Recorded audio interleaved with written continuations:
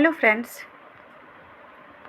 आज मैं आपको यूनिवर्सल लॉ ऑफ ग्रेविटेशन जो क्लास 9 की फिज़िक्स की एक चैप्टर है उसमें मैं आपको इस लॉ को बिल्कुल क्लियर करूँगी। तो ध्यान से समझिएगा, ये आपके क्लास 9 की लखमीर सिंह की बुक है, जिसमें आज के बाद आपको कभी भी यूनिवर्सल लॉ ऑफ ग्रेविटेशन में किसी तरह की प्रॉब्लम नहीं होने वाली है। तो ध्यान से समझना, मैं पढ़ती जाऊँगी और इसको अच्छी तरीके से समझाती भी जाऊँगी साथ साथ में। देखिए, universal law of gravitation, the universal law of gravitation was given by the Newton. ये तो आप लोग जानते हो कि जो यूनिवर्सल लॉ है वो किसने दिया है? न्यूटन ने दिया है। इसलिए इसे हम लोग न्यूटन्स लॉ ऑफ ग्रेविटेशन के नाम से भी जानते हैं। According to universal law of gravitation, इस लॉ के अनुसार everybody in the universe attract each other with a force which is directly proportional to the product of their masses and inversely proportional to the square of the distance between them। देखिए, इस line को अगर आप ढंग से समझेंगे तो आपको ज़रा भी प्रॉब्लम नहीं होगी। देखिए, जब कोई भी हमारे अर्थ पे नहीं, यूनिवर्स पे कोई भी दो चीज़ें हैं, वो दोनों ही चीज़ें एक दूसरे को हमेशा ही एक खिंचाव, एक अट्रैक्ट करती रहती है आपस में एक दूसरे को, एक फोर्स के द्वारा। जैसे कि यहाँ पे एक ऑब्जेक्ट दे रखा है M1 और M2, आप अगर ध्यान से देखेंगे तो ये दोनों ऑब्जेक्ट एक दूसरे को, चाहे यही दोनों नहीं, आपके बगल में आपके बेड पर अगर आपके बुक्स रखे हुए हैं तो वो भी आपस में एक दूसरे को क्या कर रहे हैं? अट्रैक्ट करें एक फोर्स के द्वारा।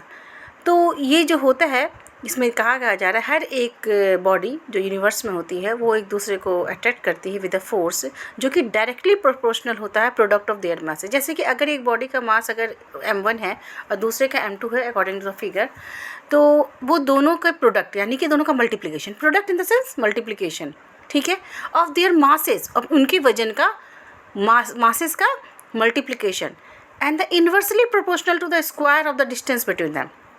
और इन दोनों चीज़ों के बीच में जितना डिस्टेंस है, जितनी दूरी है, उनका स्क्वायर उसकी वो इन्वर्सली प्रोपोर्शनल होता है। डायरेक्टली प्रोपोर्शनल तो उसके साथ चलता है, लेकिन इन्वर्सली प्रोपोर्शनल का मतलब अपोजिट चलने वाला। मतलब जो दोनों के मासेस होते हैं उनका प्रोडक्ट तो डायरेक्टली प्रोपोर्शनल है, लेकिन जो दोनों के बीच में डिस्टेंस है उनका जो स्क्वायर होगा वो इन्वर्सली प्रोपोर्शनल होगा। अब इसको हम लोग अच्छी तरीके से समझेंगे। ये तो एक लैंग्वेज था, लेकिन अब हम अच्छे तरीके से समझेंगे। The direction of the force is along the line joining the centre of the two centre. और अगर हम बात करेंगे कि दोनों बॉडी के अगर डायरेक्शन की, तो दोनों ही एक दूसरे के सेंटर, अपने अपने सेंटर की तरफ एक दूसरे को खींच रही है। जैसे कि सपोज करें दो ऑब्जेक्ट है A और B, जिनका मास अगर M1 और M2 है, जो कि किसी भी ग्राउंड पे रखे हुए हैं, और उनके बीच की दूरी क्या है? R है। डिस्टेंस क्या है? R है। तो अगर कोई फोर्स इन पे अप्लाई किया जाता है, दोनों ही बॉडी एक दूसरे के ऊपर कुछ फोर्स अप्लाई कर रहे हैं, जिसको हम लोग F से डिनोट करेंगे, ठीक है। और आप जानते हो कि according to the universal law of gravitation, यहाँ पे दो चीज़ें ऑलरेडी यहाँ पे प्रूव्ड है ये लॉ। तो यहाँ पे दो फैक्ट है जिसको क्लियर किया गया है।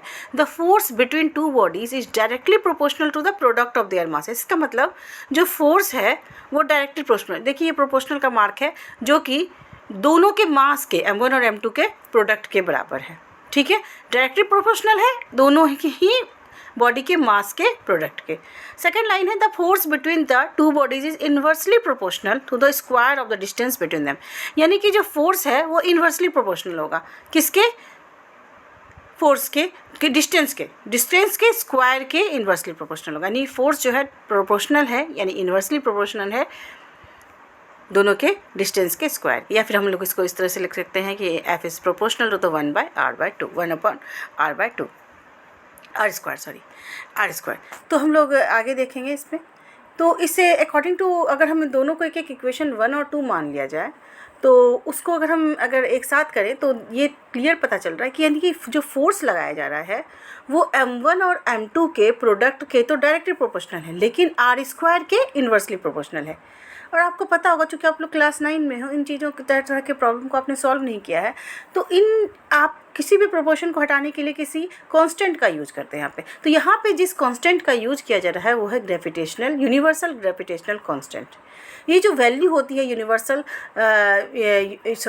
ग्रेविटेशनल कांस्टेंट की, सबसे पहले तो इसको कैपिटल G से हम लोग डिनोट करते हैं, ठीक है।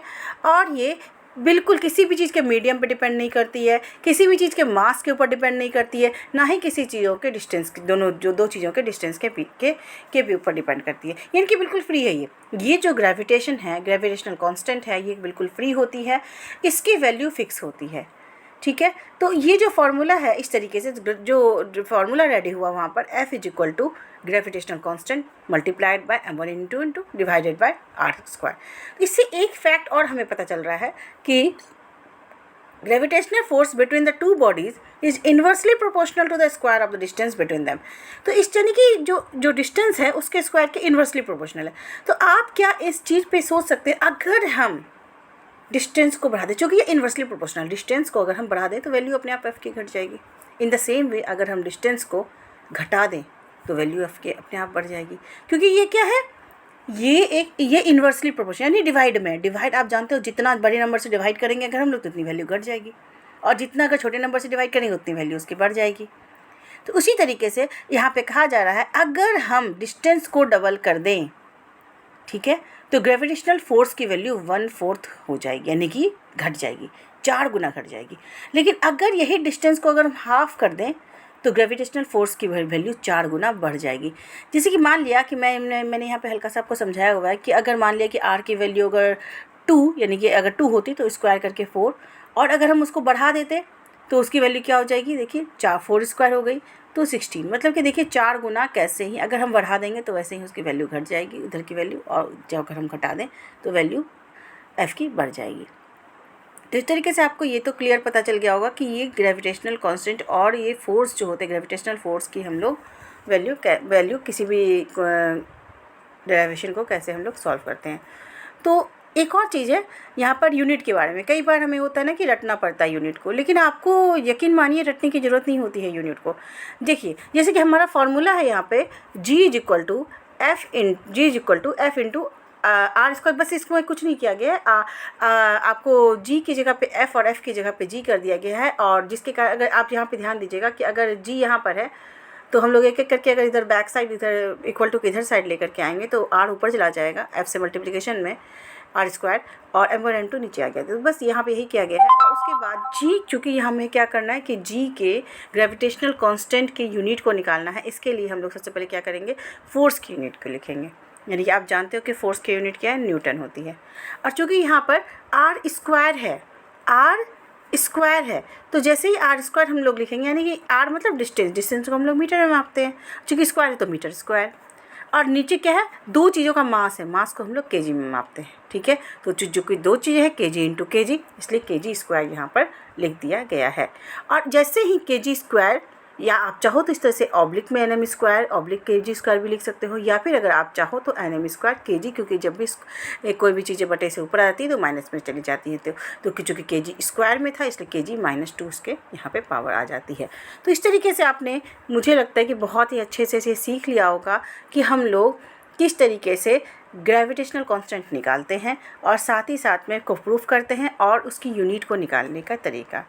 ठीक है बच्चों, मिलते हैं नेक्स्ट वीडियो में ऐसे ही कुछ खास इन्फॉर्मेटिव स्टडी मटेरियल्स लेकर के। Okay, bye bye.